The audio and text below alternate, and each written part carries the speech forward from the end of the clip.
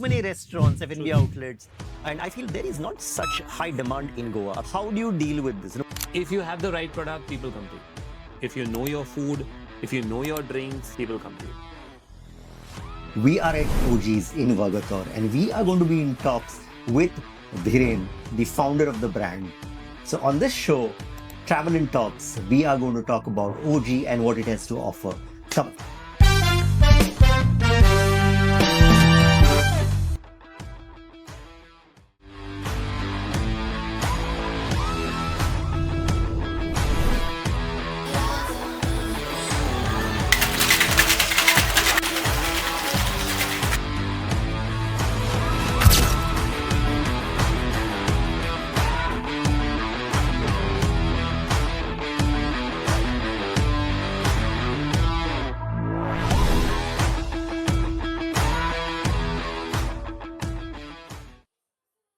Come, let's meet Dhiren.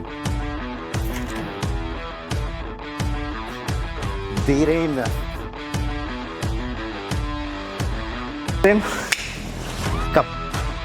Please have a seat. Thank you, Dhiren.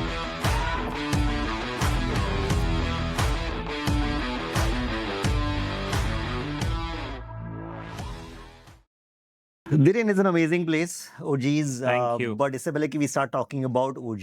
We want to know a little more about yourself. How long have you been in the industry? Growing up, I was very passionate about hospitality.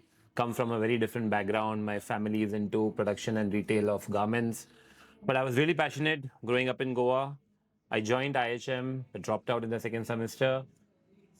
2010 is when I actually joined F&B, and I loved every day of it. 15 years, and it's been an amazing journey. So 15 saal se ho industry mein. 15 years. What's the story behind OG? See, it's not complicated at all. OG is OG. It's a short form for original. My team, a lot of guys who are associated with me last 14 years, 15 years, we've come together to create this space. It is nothing but original. We've been working. We know how to create brands. We know how to treat the guest, or we know how to serve a dish, or we know how to make a cocktail, a bar program, everything. So it's nothing but original. That's it. Goa as a destination, I feel as an outsider, there is way too much of inventory, or what do you say, too many restaurants, F&B outlets, and I feel there is not such high demand in Goa. How do you deal with this? And what is your take on it? See, honestly, Goa still has its charm. People come to Goa. But there's a problem. There was a little bit of bubble which was created during the COVID time that Goan hospitality is very lucrative, which is bursted to an extent, and now things are getting back to normal. But yes, putting it to perspective, it's not easy. But if you have the right product, people come to you. If you know your food, if you know your drinks, people come to you. And more importantly, Suraj, to be very, very honest, if you check the menu of most of the premium restaurants, or most of the restaurants, it's very, very identical. What is the differentiator is the people, is our team, I never call them my staff, they're my team. They're that extension of what we do. And we believe in very, very simple philosophy of anybody that comes to us need to be treated special. That's it. Bottom line, there's nothing else. Anybody walks in with any kind of a motion has to go back happy. That's it. So that is your plan of action for OG. Plan of action is very simple. Just keep it very simple. It's original. It's tried and tested. And all in all, it's about, making your guests happy. That's I think to a larger extent, you are really correct, because I think there's a saying, people don't remember the money they've spent, but they'll definitely remember how they were treated the place. Exactly. So exactly. I think Makes a lot of difference. Yeah. And honestly, Goa is losing a little bit of Goan hospitality. And our main focus is getting the Goan hospitality back. That's it. That's the gap I saw in this market. And we have all our energies aligned to, get that. So giving that warmth back to Giving your that consumer. warmth back, giving that Goan hospitality, the flavor of Goa to the clients, to the guests who are coming into Goa. Talking about flavors, what would you recommend in food and drinks at OG? Okay, so food, let me talk about food. Food is a very well put together menu. We are doing our heart is Pan-Asian. So we are doing authentic Pan-Asian food. Apart from that, we are doing really, really amazing continental and fabulous Goan. So you can compare our food to anybody and it's at par with any restaurant. To point out certain dish, We do fabulous sushis. I mean, you should Wait, try. hang on. So you're taking, I mean, saying how many cuisines do you serve here? We do Panasian, we do Continental, and we do Goan. Tell me one dish that you will highly recommend for us tonight. That'll be biased. I have to do at least three. I have to give you at least one per cuisine because I have three really highly qualified chefs. They'll get offended. So I need to give you three. And not kidding you, the entire menu is put together very well. But yes, the three items that I'll name will be difficult for me because everything is so well placed. But yes, our sushi is amazing. Okay. So you should try a prawn tempura sushi. It's simple, classic, and as I said, it's original. Okay. Would really want to add to it in Pan-Asian category only. Our bows are amazing. It's absolutely in-house. Everything is made in-house. But yes, Pan-Asian or sushis is something that you need to try. Going to the Goan section, our bal chow, our shakuti, and our kafrel. Our masalas are amazing. I would love for you to try our bal chow. So Okay. I'll give you a prawn bal chow. And the continental stuff, our spaghettis are amazing. We do crazy pizzas also, but my personal favorite is our spaghetti in white sauce. I mean, that's amazing. You should try that. What about cocktails?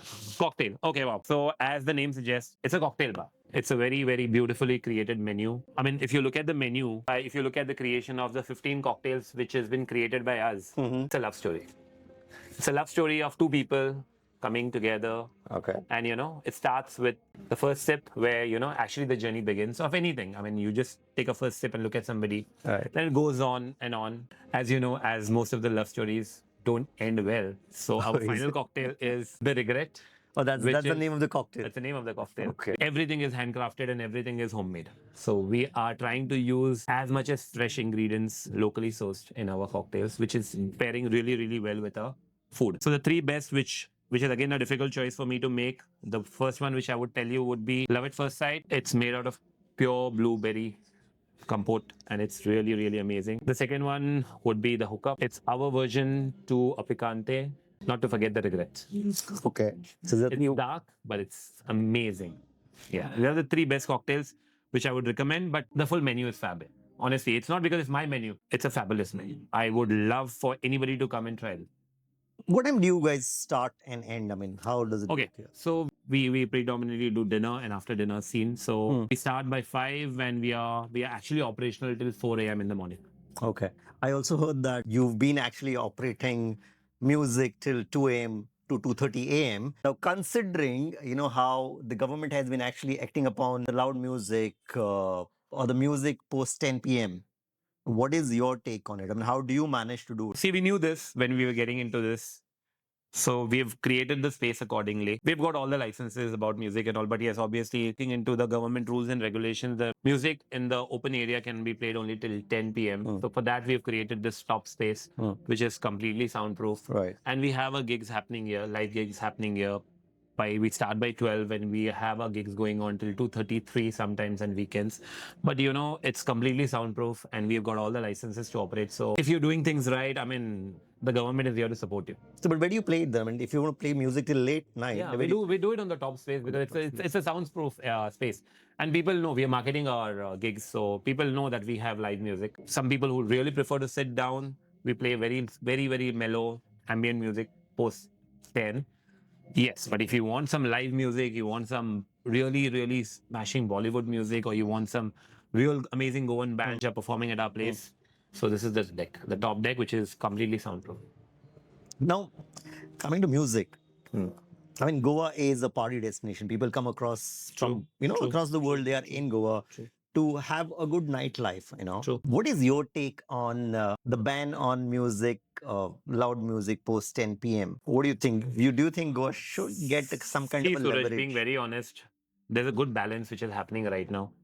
It had become predominantly a night destination and night music and loud music, but we need to be considerate about the locals, the culture, which is fading away only by loud music everywhere, music clashing. If you go to a beach, a restaurant is playing louder, the other one is playing louder, and the people standing on the beach are just going mad. Correct. So see, the government is allowing music till 10. You can do your gigs and everything. And post that, there are these clubs, there is this place, there is us who's playing music late, but without disturbing anybody.